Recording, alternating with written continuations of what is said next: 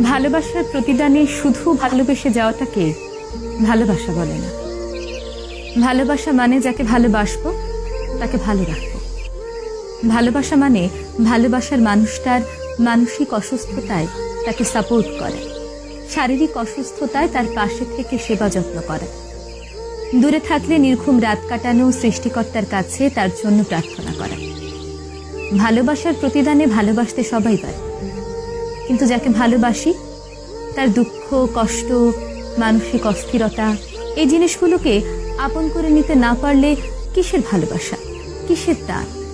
ভালোবাসার মানুষকে আগলে রাখতে জানতে হয়, তার মানসিক অস্থিরতায় নিজেকে মলম হিসেবে উপস্থাপন করতে জানতে হয়।